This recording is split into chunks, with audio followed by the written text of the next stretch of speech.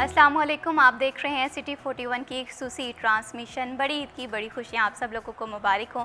जहाँ जहाँ हमारी ये ट्रांसमिशन देखी जा रही है वहाँ वहाँ उम्मत मुस्लिमा को ईद की बहुत बहुत खुशियाँ मुबारक हों। और ईद मैं समझती हूँ एक ऐसा दिन होता है जो हम हमारे प्यारों के साथ गुजारते हैं, लेकिन ऐसे में उन लोगों को भी याद रखना बहुत ज़्यादा ज़रूरी होता है जो हमारी मदद के मुंतज़िर होते हैं। तो अपनी ईद सेलिब्रेट करें, लेकिन साथ ही साथ उन लोगों का भी ख्याल रखें, क्योंकि ये ईद हमें दर्श देती है कुर्बानी की। अल्लाह की रज़ा के लिए अपनी जो नाजायज़ ख्वाहिशात हैं उन्हें तर्क करने की असल ईद का मकसद ही ये है। और आई होप सो कि आपकी ये जो ईद है ये बामकसद गुजरी होगी और हमारी इस ट्रांसमिशन को चार चांद लगाएंगे हमारे बहुत ही प्यारे प्यारे से मेहमान। Thank you so much for joining us in this transmission. मैं बगैर किसी ताख़ीर के इंट्रोड्यूस करवाना चाहूँगी महबूबुज़्ज़मान भट्ट साहब को, जो कि अमीर जमात इस्लामी हैं। अस्सलाम वालेकुम। बहुत बहुत ईद मुबारक वंस अगेन। जी, आपको भी ईद मुबारक। कैसे हैं आप? अल्हम्दुलिल्लाह, बिल्कुल खैरियत। बिल्कुल, बहुत शुक्रिया महबूबुज़्ज़मान भट्ट साहब, आपने हमारी ट्रांसमिशन को वक्त दिया। और उन्हीं के साथ हमें ज्वाइन किया है मिसेज़ फ़ौज़िया महबूब साहिबा ने, जो कि नायब नाज़मा है जमात इस्लामी पंजाब की। अस्सलाम वालेकुम। वालेकुम अस्सलाम। बहुत बहुत ईद मुबारक। कैसी गुजरी आपकी? आपको भी बहुत हो। जज़ाकल्लाह खैर मुबारक। सबसे पहले सर मैं आपसे गुफ्तगू का आगाज़ करना चाहूँगी। ज़ाहिर सी बात है, एक सियासी बैकग्राउंड हो जानने वाले हल्का अहबाब काफ़ी ज़्यादा बड़ा होता है, तो आपकी क्या मसरूफियात होती हैं ईद के पहले दिन की? ईद का दिन तो जो यानी ईद उल फितर का दिन, वो तो हमारा गुज़रता है घर में ही। लेकिन ये ईद उल अज़हा जो है, इसमें सुबह कुर्बानी के फ़ौरन बाद मैं निकलता हूँ। और फिर हमारा चूँकि अल खिदमत फाउंडेशन के तहत जो है वो मुख्तलिफ़ जगह पर कैंप्स लगाए जाते हैं और खालें इकट्ठी की जाती हैं फ़लस्तीन के लिए, कश्मीर के लिए, गरीब और नादार लोगों के लिए, मुख्तलिफ़ प्रोजेक्ट के लिए। तो वो पूरे का पूरा दिन जो है वो मेरा फील्ड के अंदर गुज़रता है।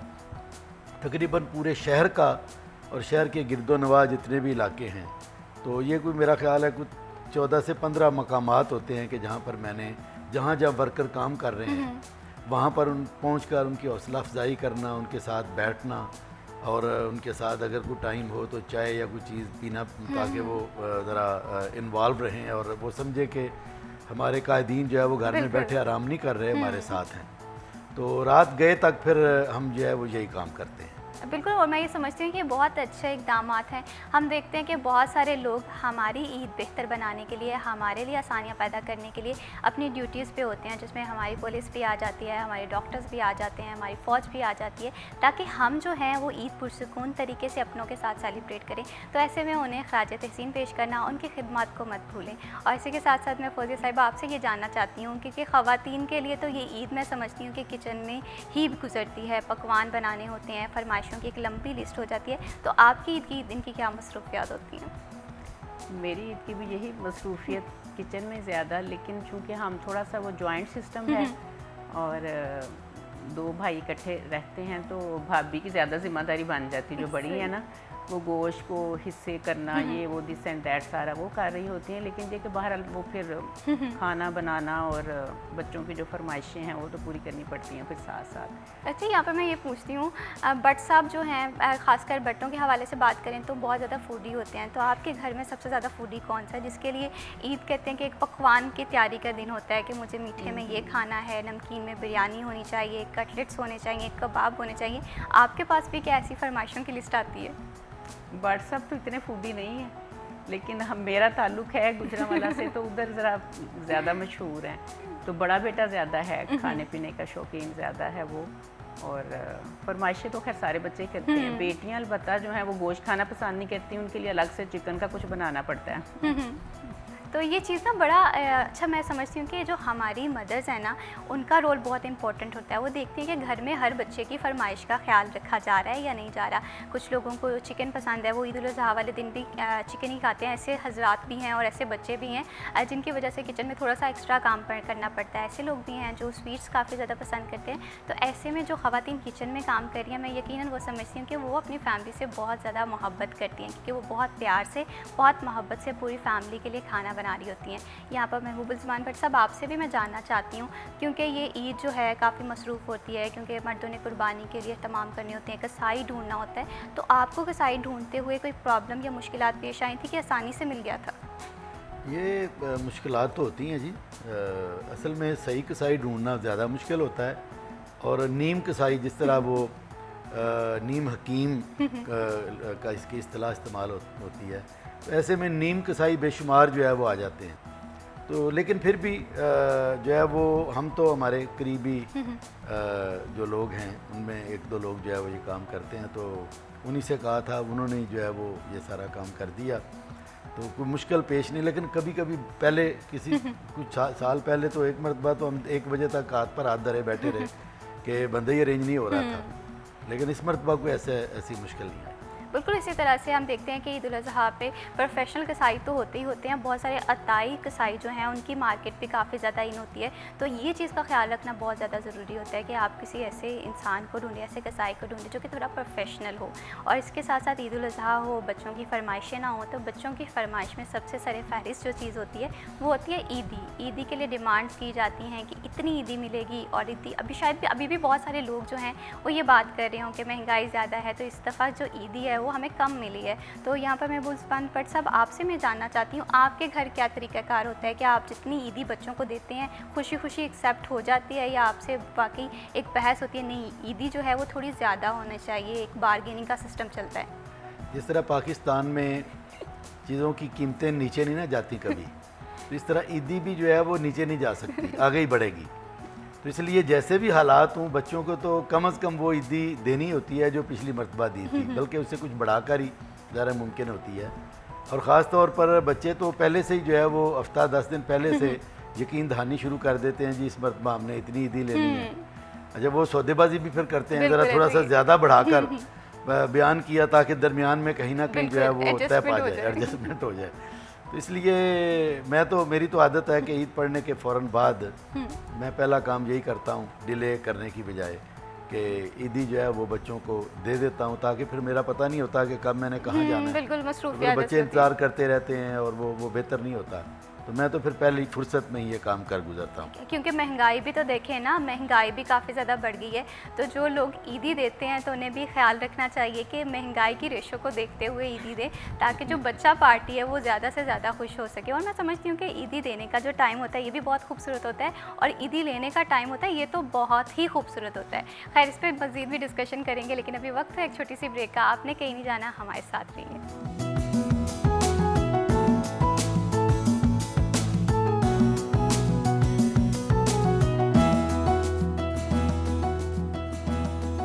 सिटी 41 की ख़ुसूसी ट्रांसमिशन बड़ी ईद की बड़ी खुशियाँ आप सब लोगों को बहुत बहुत मुबारक हों। ईद हो, खुशियाँ हों, अपनायत हो। तो मैं ये समझती हूँ कि जो ईदी का एलिमेंट है वो बहुत ज़्यादा ज़रूरी होता है, और ऐसे में जो मर्द हज़रात हैं उनकी जेबें हल्की होती हैं, ज़ाहिर सी बात है, थोड़ा सा परेशानी भी होती है, लेकिन बहुत सारे ऐसे लोग भी हैं जो वक्त रहते अपनी जो जेब है ख़ुद ही खाली कर देते हैं, और ऐसे में बहुत सारे ऐसे लोग भी होते हैं जिनसे ज़बरदस्ती जो है वो फरमाइश करके ईदी निकलवानी पड़ती है। तो यहाँ पर फौजिया साहिबा, आपसे मैं जानना चाहती हूँ, भट्ट साहब कैसे हैं कि क्या ये ईदी खुद ब खुद दे देते हैं आपको, या आपको थोड़ी सी फरमाइशें करनी पड़ती हैं, किसी की सिफारिश दिलवानी पड़ती है? दे तो खुद ही देते हैं, जैसे अभी इन्होंने बताया कि फ़र्स्ट टाइम में नमाज़ पढ़ने के बाद। लेकिन जब से मेरी बेटी बड़ी हुई, मैंने आपको बताया ना कि वो ज़रा थोड़ा सा, मामा जी तो थोड़ी ईदी है, उसने बाबा के साथ भी किया, और कहती नहीं आपने अब इतनी ही मामा को ईदी देनी है। तो फिर बाहर व्हाट्सएप को वो ज़्यादा देनी पड़ी। तो बच्चे जो है ना, वो जाहिर सी बात है, उन्हें ये होता है कि हमारी जो मदर हैं वो इतना काम करती हैं, तो उन्हें ईदी जो है वो थोड़ी ज़्यादा मिलनी चाहिए। तो ये जो मामला हैं ये हर घर के होते हैं। तो बच्चे जो चाहते हैं कि हमें तो ईदी मिले ही मिले, लेकिन जो हमारी वालदा है उन्हें भी ज़्यादा ईदी मिले। और ख़ासकर खाने पकाने के हवाले से बात करें तो ईद उल अज़हा एक ऐसी ईद है जिसमें खाने पकाने का निज़ाम जो है वो चलता रहता है, सारा दिन चलता है। सुबह नाश्ते में निहारी चल रही होती है, दोपहर में जो है वो पुलाव चल रहा होता है।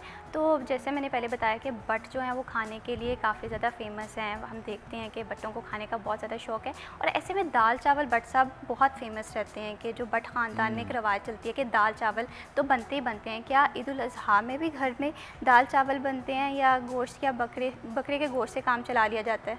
अच्छा, असल में एक तो ये है कि हमारा जो है ना वो बहुत ज़्यादा, जिस तरह बट रवायती खानों के शौकीन होते हैं ना जी, हमारी फैमिली में ये कम है। उसकी वजह कई हो सकती हैं, लेकिन दाल चावल जो है ये हमारे कश्मीरी घरानों का एक ख़ास वो है। इसको कश्मीर में भात कहते हैं, उबले हुए चावलों को, और वहाँ तो ये खाने का हिस्सा, बल्कि वहाँ मकबूजा कश्मीर के हमारे लोगों से कुछ मुलाकात हुई तो वो रोटी खाना जो है ना ये गुर्बत की अलामत समझते हैं। तो हमारे ये गुजरांवाला और ये एरिया जितना भी है इनका भी चूँकि ताल्लुक़ जो है वो कामों की गुजरांवाला से ही है, तो वहाँ पर तो एक दिन में एक मरतबा दाल चावल ये ज़रूरी होते हैं तकरीबन।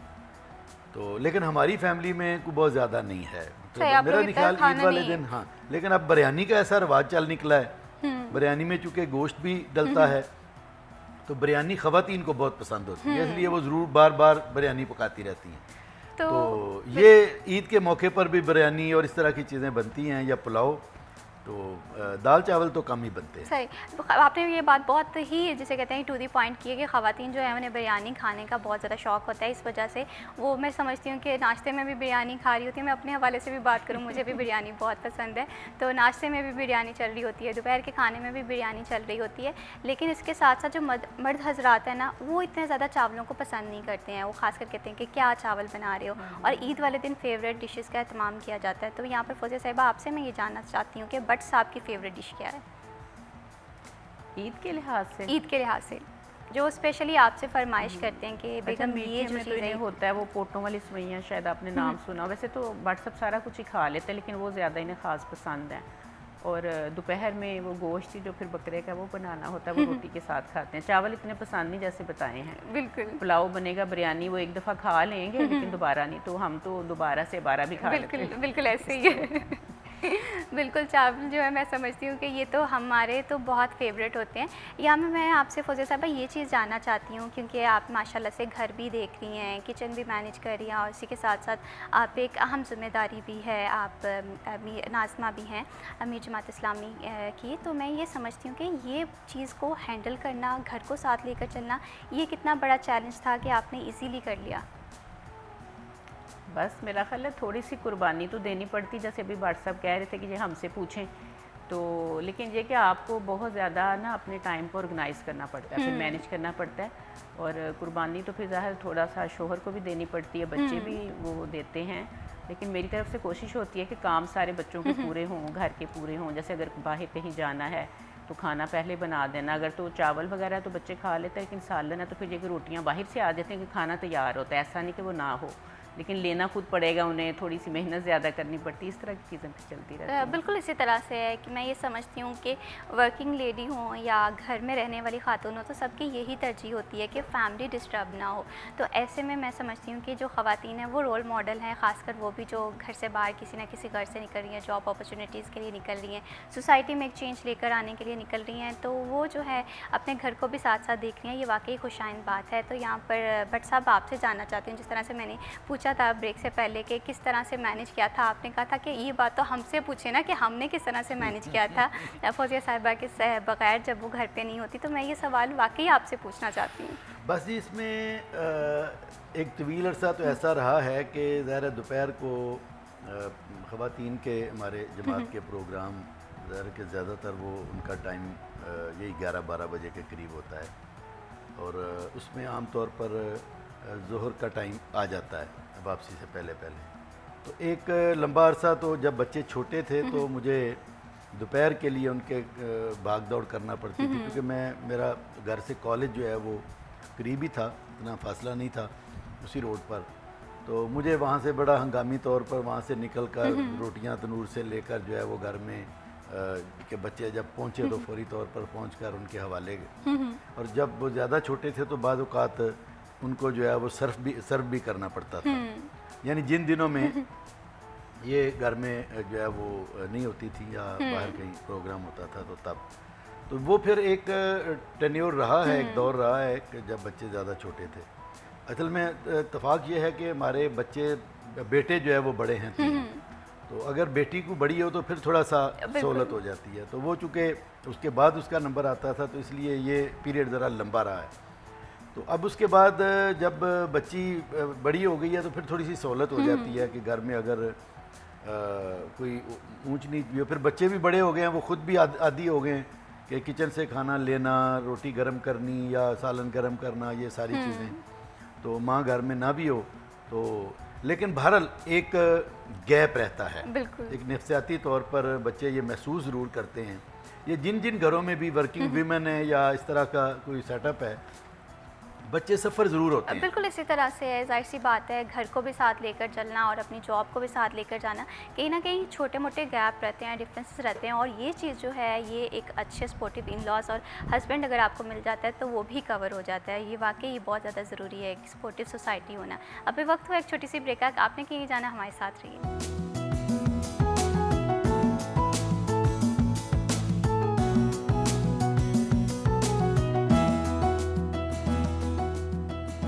सिटी 41 की खसूसी ट्रांसमिशन बड़ी ईद की बड़ी खुशियाँ आप सब लोगों को एक बार फिर मुबारक। बड़ी ईद है और बड़ा दिल दिखाएं और अपने आसपास के लोगों को माफ़ करें जिनसे आपके थोड़े बहुत इख्तलाफात हैं। मैं ये समझती हूँ कि यही टाइम है हम अपने रिश्तों को सिक्योर भी कर सकते हैं। हमारे रिश्तों में बहुत ज़्यादा इनसिक्योरिटीज़ आ जाती हैं, जाहिर सी बात है, ज़िंदगी है, डिप्रेशन आता है और बहुत सारे मामला जो हैं वो हमारे रिश्तों को डिस्टर्ब कर देते हैं। तो यही वो सही मौका है, आप अपने डिफरेंसेस, अपने इख्तलाफात भूल लें और अपने जो रिश्तों को मनाएं, क्योंकि ईद जो है वो अपनों के साथ ही अच्छी लगती है, अपनों के संग ही ईद की अहमियत जो है वो दुबाला हो जाती है। तो मैं ये समझती हूँ कि अपने जो हैं वो ज़िंदगी में कलीदी किरदार अदा करते हैं। तो फौजिया साहिबा, अगर हम बात करें अपनों के हवाले से तो बहुत सारे लोग हैं, जाहिर सी बात है, ईद है, लोग आते जाते रहते हैं, दावतों का भी एहतमाम होता है। तो आपके घर में जो पार्टी है वो ईद के किस दिन होती है और क्या क्या अरेंजमेंट्स किए जाते हैं?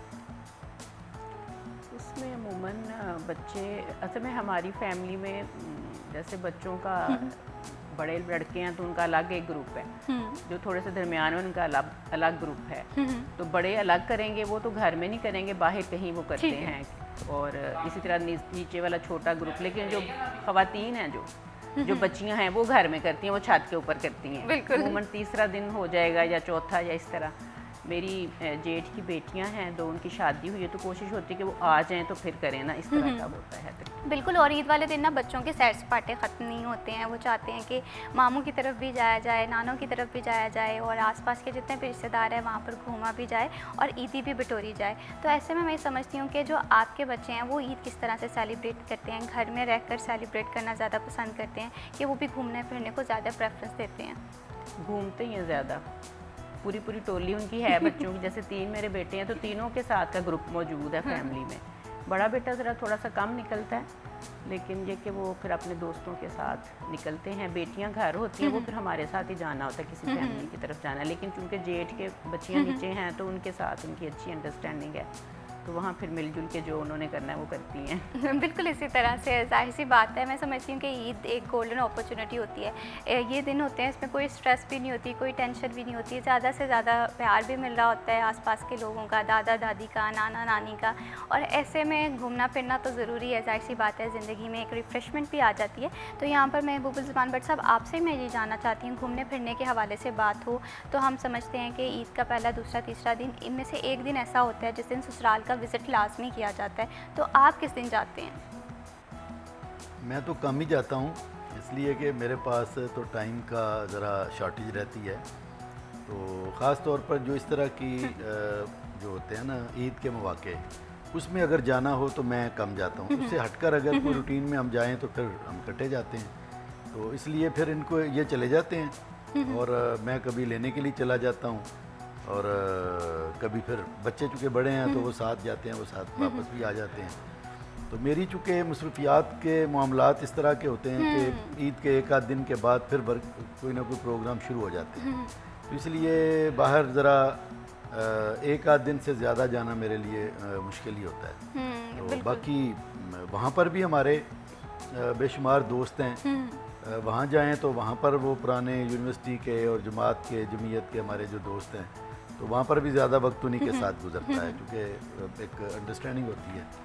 तो ईद के बाद ज़्यादातर कोई एक चक्कर लग जाता है आम तौर पर, ख़ास तौर ये बड़ी ईद के बाद या छोटी ईद के बाद।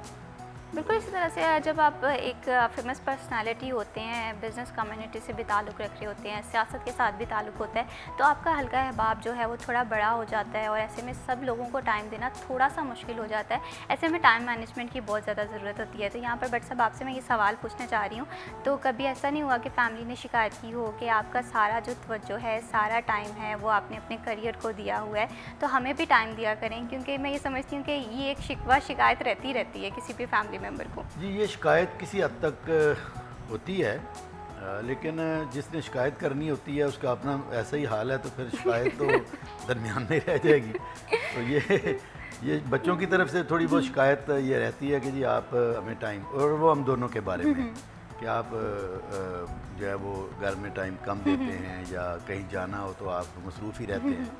और इसमें एक चीज़ बहुत यानी जिसको मैं फ़ील करता हूँ, वो है अपने अजीज़ व अकारिब को टाइम देना। उसमें बहुत कमी आ गई है।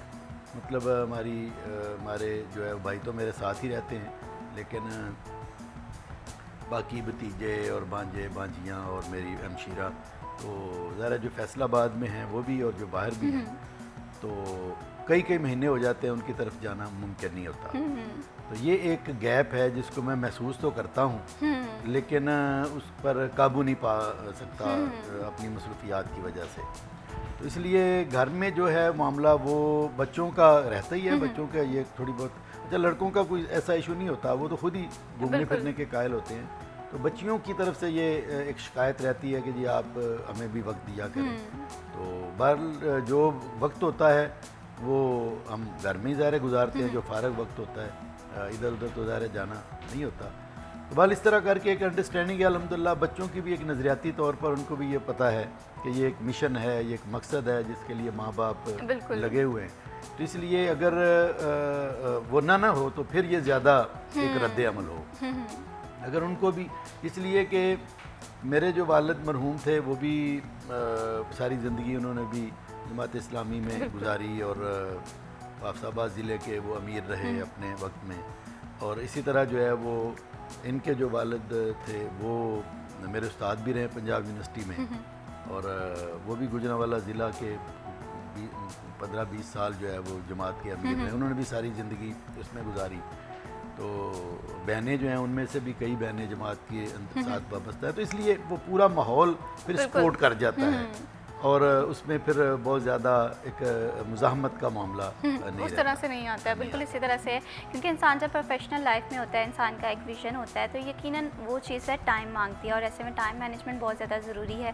फैमिली को टाइम देना भी ज़रूरी होता है। लेकिन यहाँ पर ना थोड़ी सी डिफरेंस ऑफ ओपिनियन ये पाई जा रही है फौजिया साहिबा। आप भी, क्योंकि आप भी प्रोफेशनल करियर से बिलोंग करती हैं, बट साहब भी, तो आपको तो एक दूसरे से शिकायत नहीं होती, लेकिन आपके बच्चे जो हैं वो हमेशा से देख रहे होते हैं कि कब वालिदैन हमारे साथ टाइम स्पेंड करें। तो बच्चों की इस शिकवे को आप लोग किस तरह से कंपनसेट करते हैं? अच्छा, इसमें मेरा ख्याल है व्हाट्सएप में कुछ ज़्यादा ही वो कर दिया। मुझे याद पड़ता है बहुत शुरू में जब बच्चे छोटे थे तो बाकायदा हमें लेके जाते भी थे, जिम्मेदारी थे ये और लेके जाना। लेकिन जब से इन्हें महसूस हुआ कि बच्चे बड़े हो गए और ये खुद आ जा सकते हैं, तो इसीलिए थोड़ा सा इन्होंने छोड़ा है। जैसे ससुराल में जाने का कभी ऐसा मुझे शिकायत नहीं हुई।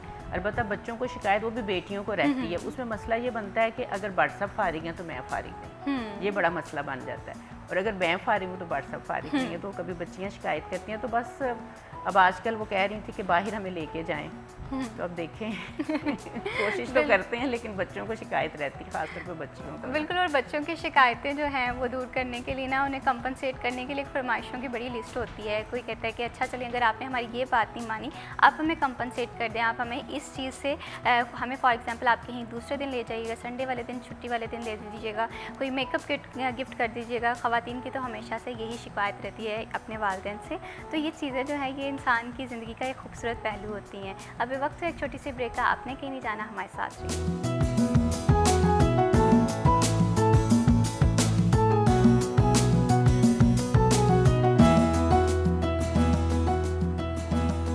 Welcome welcome back. सिटी 41 की खुसूसी ट्रांसमिशन बड़ी ईद की बड़ी खुशियाँ आप सब लोगों को मुबारक हों। आई होप कि आपकी ईद का दिन बहुत अच्छा गुजर रहा होगा, बहुत पुरसुकून गुजर रहा होगा और अपनों के साथ गुजर रहा होगा, क्योंकि ये ईद जो है एक जज्बे के साथ साथ बहुत सारी चीज़ों का पैगाम देती है। ये हमें दर्स देती है सार का, कुर्बानी का, प्यार का, मोहब्बत बाँटने का, खैर बाँटने का और लोगों में भलाई तकसीम करने का। गोश्त तकसीम तो हम साथ ही साथ करते हैं, लेकिन मुस्कुराहटें बिखेरना, खैर तकसीम करना, ये भी ये ईद हमें दर्स देती है। यहाँ पर मैं महबूब उस्मान भट्ट साहब आपसे ये जानना चाहूँगी, जाहिर सी बात है कुर्बानी का दर्स तो हमें ये ईद देती है, लेकिन इसके साथ साथ हम देखते हैं कि हम बहुत सारे नेगेटिव थाट्स को भी कुर्बान कर सकते हैं। हमारी नाजायज़ ख्वाहिशात होती हैं, उस चीज़ को भी हम सेक्रीफाइस कर सकते हैं। आप कुर्बानी की अहमियत को किस तनाजुर में देखते हैं?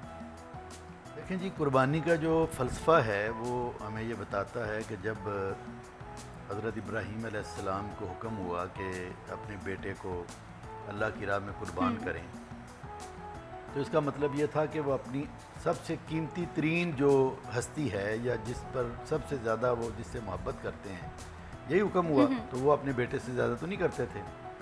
तो इससे मुराद ये है कि आदमी अपनी जो सबसे ज़्यादा पसंदीदा ख्वाहिशात हैं, ज़रूरियात हैं, मजबूरियां हैं, आते हैं, उनको अल्लाह के हुक्म पर कुर्बान कर। अच्छा, आते कुर्बान करना बहुत मुश्किल होती हैं, ख्वाहिशात आदमी फिर भी कुर्बान कर देता है, लेकिन जो इंसान के मिजाज के अंदर दाखिल होती हैं ना चीज़ें, मतलब वो गुस्सावर है, बिल्कुल। अच्छा, अब वो गुस्से को किसी सूरत में भी वो कहीं ना कहीं वो निकाल लेगा उसको।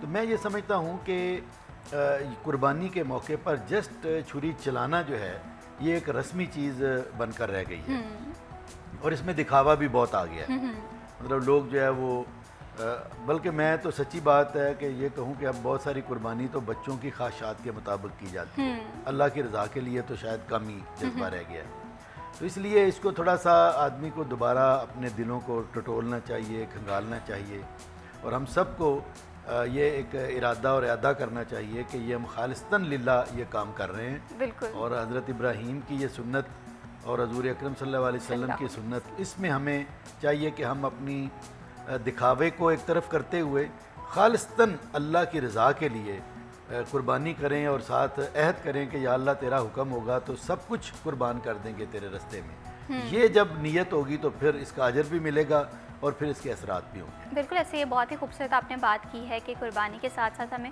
बहुत सारी चीज़ों को भी तर्क करने का अहद करना चाहिए। हो सकता है कि बुरी आदतें हो सकता है नाजायज़ ख्वाहिशात हो, और मैं समझती हूँ कि एंगर मैनेजमेंट है या कोई भी इशू है, हम इन चीज़ों को इस ईद पे इस अहद के साथ ख़त्म कर सकते हैं कि हमने अल्लाह की रज़ा के लिए जानवर तो कुर्बान किया ही किया, लेकिन हम अपने बहुत सारे बुरे जो पहलू हैं हमारी ज़ात के, उसे भी कुर्बान करें, क्योंकि कुर्बानी जो है वो अल्लाह ताला की राह में अपनी सबसे प्यारी चीज़ कुर्बान करने का नाम है। हो सकता है कि किसी को अपनी ख्वाहिशात बहुत प्यारी हों, हो सकता है किसी को अपने जज्बात बहुत प्यारे हों, तो अगर आप अल्लाह की रज़ा के लिए कोई भी चीज़ कुर्बान करते तो यकीनन उसका अजर ना सिर्फ इस दुनिया में होगा बल्कि आखिरत में भी आपके लिए होगा। तो यहाँ पर मैं फौजिया साहिबा आपसे ये जानना चाहती हूँ, क्योंकि ये ईद है, कुर्बानी के साथ साथ हमें दर्स देती है कि हम गरीबों की मदद करें, आसपास भी देखें कि कौन से लोग हैं जो हमारी मदद के मुंतज़िर हैं, गोश्त रिश्तेदारों में तकसीम करें, गरीब लोगों में तकसीम करें। लेकिन मेजॉरिटी ऐसे भी हमने लोग देखे हैं कि जो इस चीज़ को उतनी अहमियत नहीं देते जितनी अहमियत देने का हक़ है। आप इसे किस तरह से देखती हैं? इसमें देखें, इस्लाम ने इसके बारे में भी तो रहनुमाई की है ना कि जो कुर्बानी का गोश्त है उसके हिस्से कैसे दिए जाएंगे, कि एक हिस्सा उसका गरीब और मसाकीन के लिए है, रिश्तेदारों के लिए, और एक अपने लिए। तो कम अज़ कम इसके मुताबिक ही उसको करना चाहिए। और अल्लाह के रास्ते में तो वैसे भी कहा जाता है कि कोई बेहतरीन चीज़ जो है वो दी जाए, और अमूमन तो कोशिश इसके मुताबिक मुझे लगता है लोग करते हैं कि कहीं कहीं डंडी भी मार देते हैं। बिल्कुल ऐसे ही है। तो उस पर बहरहाल हमें तवज्जो देनी चाहिए, क्योंकि जहाँ पे इतना हम अपना माल खर्च कर रहे हैं, आजकल तो जानवर खरीदना कौन सा कोई आसान काम है, और ये सारा कुछ करने के बावजूद भी कि जब अल्लाह के यहाँ वो चीज़ पहुँचे तो अजर ही ना कुछ हो, तो ये बहरहाल चीज़ फिर हमारे लिए तो बेहतर नहीं है। तो ज़रूर इस पर तवज्जो देनी चाहिए कि उसे ज़्यादा से ज़्यादा कोशिश करें, अपने गली मोहल्ले में देखें कि कौन गरीब है, मस्कीन है। बाज़ तो देखें मांगने आ जाते हैं दरवाजे पर, कुछ बेचारे ऐसे होते हैं सफ़ेद पोश के, वो बताते भी नहीं। तो ये खुद जानना हमें चाहिए और उसके मुताबिक फिर गोश्त उन तक पहुँचाना चाहिए। बिल्कुल इसी तरह से अल्लाह ताला हम सब लोगों की कुर्बानियों को कबूल व मंजूर फरमाए। लेकिन इसी के साथ साथ हमें जो है थोड़ी सी इस्लाहात की भी ज़रूरत है, रिफॉर्म्स की भी ज़्यादा ज़रूरत है। हमारी सोसाइटी में से बहुत सारे लोग हैं जिन्हें हमें कुर्बानी का गोश्त भेजने की ज़रूरत है, लेकिन हम देखते हैं कि कुछ लोग जो हैं वो हमारे पास आ जाते हैं, हम उन्हें डिवीज़न दे देते हैं, गोश्त की कर देते हैं। लेकिन बहुत सारे ऐसे लोग हैं जिनके घर में चूल्हा नहीं जल रहा होता, ख़ासकर ईद वाले दिन नहीं चल रहा होता। तो मैं ये समझती हूँ ये एक हमसाए की ज़िम्मेदारी है कि वो आस-पास देखें कि क्या उनका हमसाया जो है उसके घर के हालात बेहतर हैं, क्या इस ईद की खुशियाँ वो भी इसी तरह से मना रहे हैं जिस तरह से हम मना रहे हैं। तो ये चीज़ अगर हमारी सोसाइटी में आ जाएगी तो मैं ये समझती हूँ कि ईद के खूबसूरत रंग जो हैं वो तभी सजेंगे कि जब हमारे आसपास के लोग हैं वो भी खुश होंगे। और अगर आसपास के लोगों को खुश रखना है अल्लाह ताला की रज़ा के लिए, तो मैं समझती हूँ इस ईद पे आप ये भी देखें कि आसपास कौन से लोग आपकी मदद के मुंतज़िर हैं और अभी से फ़ौरन से उठिए और जाकर उनकी मदद करके आइए। और तो यकीनन हमारी जो कुर्बानियाँ हैं वो तभी कबूल व मंजूर होंगी। यहाँ पर मैं ज़ुबान भट्ट साहब आपसे मैं ये जानना चाहती हूँ, क्योंकि हमने बात की कि अब वर्किंग लाइफ है ना, वर्किंग लाइफ को बैलेंस करना बहुत ज़्यादा ज़रूरी होता है। लेकिन ऐसे में अगर सपोर्टिव फैमिली मिल जाए तो मैं यकीनन समझती हूँ कि ये बहुत ज़्यादा ज़रूरी होता है। तो एक अच्छी ज़िंदगी गुजारने के लिए, एक बैलेंस लाइफ गुजारने के लिए किस तरह से रिश्तों में तवाज़ुन ला सकते हैं? देखिए, इसमें इस्लाम तो वैसे ही इत्तदाल का दर्स देता है। आदमी कोई भी काम करे उसमें भी इत्तदाल हो और ओवरऑल सारी ज़िंदगी में भी एक तवाज़न और इत्तदाल हो तो ये ज़िंदगी खूबसूरत गुजरेगी। इंतहा पसंदी वो किसी भी हवाले से हो, पॉजिटिवली भी हो तो वो ठीक नहीं है। मतलब वो आता है ना कि एक साहबी ने जो है वो उसने इरादा किया सारी रात जागूंगा, सारी ज़िंदगी रोज़े रखूंगा, तो आपने मना कर दिया। आपने कहा कि बाकी तुम्हारे घर वालों का भी, तुम्हारे जिस्म का भी, तुम्हारे सब का हक है। तो इसलिए तवाज़न कायम करना ये एक बहुत है मुश्किल। ये आदमी जिधर को डुलता है उधर जो है वो उधर ही डुलता चला जाता है। तो इसलिए अपने रिश्तेदारों को वक़्त देना, ज़ाहिर है ये इस्लाम का हुक्म है और ये इतना बड़ा हुक्म है। फरमाया कता रहमी जहन्नम में जाना है और सिला रहमी जन्नत में जाना है। बिल्कुल इसी तरह से अपने रिश्तों को एम्पावर करें, आसपास के लोगों को मनाएं, क्योंकि ये ईद जो है इसी बात का दर्ज देती है। बहुत शुक्रिया महबूब ज़ुबान भट्ट साहब, आपके साथ जो ईद के रंग हैं वो बहुत ही खूबसूरत गुजरे और हमारे नाज़रीन ने भी बहुत ज़्यादा इंजॉय किया होगा। बहुत शुक्रिया मिसेस फौजिया महबूब साहिबा कि आप हमारी ट्रांसमिशन में आई, क्योंकि रिश्तों को एम्पावर करना, ईद को सेलिब्रेट करना, ईद के मज़े को दुबाला करना, ये आप और हम मिलकर करेंगे और अपने आसपास के लोगों का ख्याल भी साथ साथ रखेंगे। अभी वक्त तो एक छोटी सी ब्रेक का, आपने कहीं नहीं जाना, हमारे साथ रहिए।